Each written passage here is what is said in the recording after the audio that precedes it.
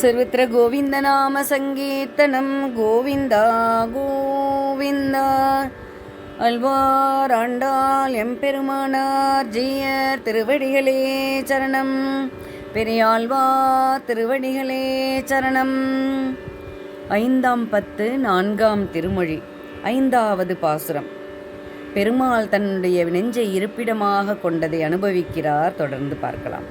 பொன்னை கொண்டு உரைகள் மீதே நிறம் எல உரைத்தாற்போல் உன்னை கொண்டு என் நாவகம்பால் மாற்றின்றி உரைத்து கொண்டேன். உன்னை கொண்டு என்னுள் வைத்தேன், என்னையும் உன்னிலிட்டேன். என்னப்பா என் இருடிகேசா, என் உயிர் காவலனே. பொன்னை கொண்டு உரைகள் மீதே, நல்ல அர்த்தம் புரியும்னு நினைக்கிறேன். பொன்னை கொண்டு உரைகள் மீதே நிறம் எல உரைத்தார் போல். பொண்ணை என்ன செய்கிறோம்? இது நல்லதா கெட்டதா பார்க்குறோம் இல்லையா? பொன்னை கொண்டு, பொன்னை எடுத்து உரைக்கல்லிலே அதன் மாற்று எப்படி இருக்குது அப்படின்னு சொல்லி உரைப்பது போல உன்னை என் நாக்கினுள்ளே மாற்றுக்குறைய உரைத்து விட்டேன். உன்னை நான் என்ன பண்ணிட்டேன்? உன்னை கொண்டு என் ஞாபகம் பால் மாற்றின்றி உரைத்து கொண்டேன். உன்னை என் நாக்கினுள்ளே மாற்று குறையாது உரைத்து விட்டேன். உன் அங்கீகாரம் பெற்று உன்னை கொண்டு என்னுள் வைத்தேன். நீ எப்படி நித்தியசூரிகளுக்கும் யோகிகளுக்கும் இடம் கொடுத்தாயோ அந்த இடத்தை நான் பெற்றுவிட்டேன். யோகிகளுக்கும் அரியனான உன்னை எனது மனத்திலே நான் அனுபவிக்கும்படி வைத்து கொண்டேன். என்னையும் உன்னில் இட்டேன். நீ மனத்தில் இருக்கும்படியான பாக்கியத்தை பெற்ற அடியேனையும் உன்னிடத்திலே அர்ப்பணம் பண்ணிவிட்டேன். என்னப்பா என்னுடைய தலைவனே, இருடிகேசா, என்னுடைய ஆத்மாவை அழியாதபடி காப்பவனே, என் உயிர் காவலனே, என் ஆத்மாவை அழியாதபடி காப்பவனே. அப்படி முடிக்கிறார். உன்னுடைய விக்கிரமும் ஒன்றொழியாமல் எல்லாம் என்னுடைய நெஞ்சகம் பால் சுவர் வழி எழுதி கொண்டேன். மன்னடங்க மழுவலங்கை கொண்ட ராம நம்பி என்னிடை வந்து எம்பெருமான் இனி எங்கு போகின்றதே. என்னிடை வந்த எம்பெருமான் என்கிட்ட வந்துட்ட, நீ இனிமே எங்க போக முடியும்? கேள்வி கேட்கிறார் பாருங்க. உன்னுடைய விக்கிரமும் ஒன்றொழியாமல் எல்லாம் எப்படி? என்னுடைய நெஞ்சகம்பால் சுவர் வழி எழுதி கொண்டேன். உன்னுடைய வீரச் செயல்கள், விக்ரமம் வீரச் செயல்களில் ஒன்று தப்பாமல் ஒன்று ஒழியாமல் ஒன்றை கூட விடலை. எல்லாத்தையுமே என்னுடைய நெஞ்சிலே எப்படி எழுதிட்டேனா? சுவரில் சித்திரம் எழுதுவது போல எழுதி கொண்டு விட்டேன். எமக்கு தலைவனே, என்னுடைய எம்பிரான்,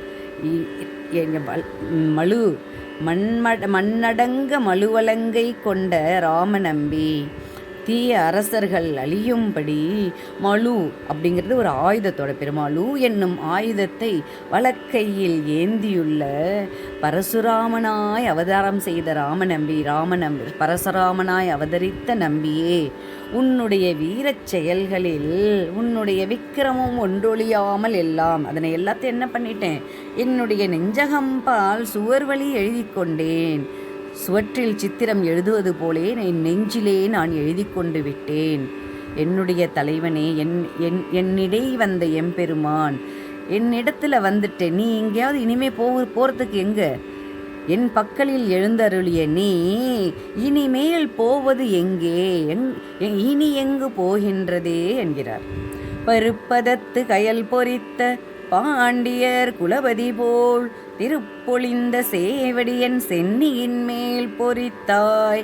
மறுப்புசித்தாய் மல்லடர்த்தாய் என்றென்று உன் வாசகமே உருப்பொழிந்த நாவினேனை உனக்கு உரித்து ஆக்கினையே. பருப்பதத்து கயல் பொறித்த மீன்கொடி, மீன்கொடியை குறிப்பிடுகிறார்.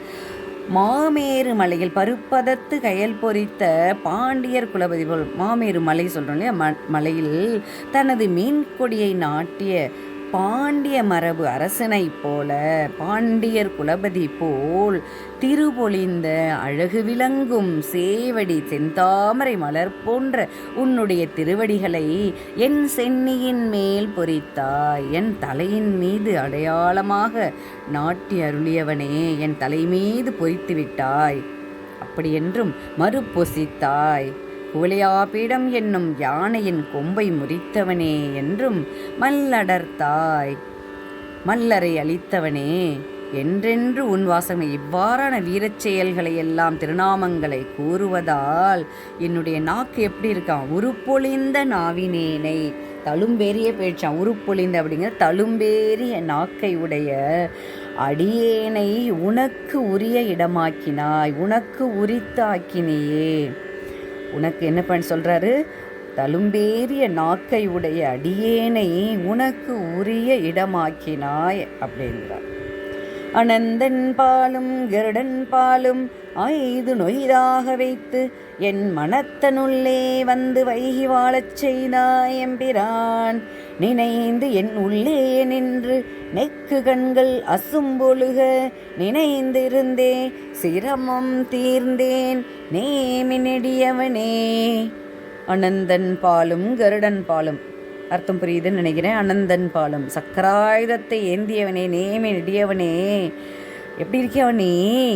ஆதிசேஷனிடமும் அனந்தன் ஸ்ரீ கருடாழ்வாரிடமும் மிகுந்த பற்று, அளவில்லாத பற்று வைத்து, அதாவது எப்படி அவங்க கிட்டெல்லாம் இருந்த அந்த பாசம், பற்று, அணைப்பு, கருணை இதையெல்லாம் விட்டு, மிகவும் அற்பமான அதெல்லாம் விட்டுட்டு ஏன் நெஞ்சில் வந்து நீ நின்றுட்டியே, மனத்தினுள்ளேயே வந்து வைகி வாழச் செய்தாள், ஏன் நெஞ்சுக்குள்ளே வந்து கருணை புரிகிறாய், வாழ வந்தாய் எம்பிரானே.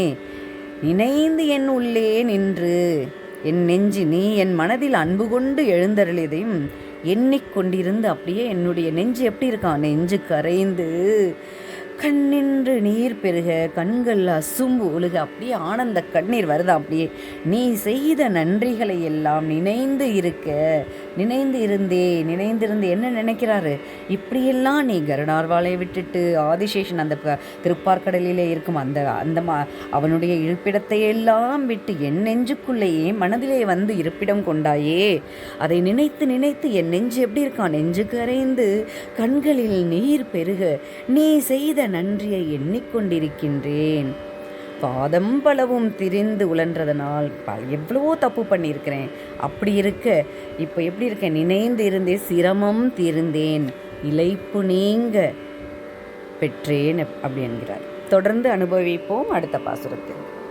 சர்வத்திர கோவிந்த நாம சங்கீர்த்தனம், கோவிந்தா கோவிந்தா. ஆழ்வார் ஆண்டாள் எம்பெருமானார் ஜிய திருவடிகளே சரணம்.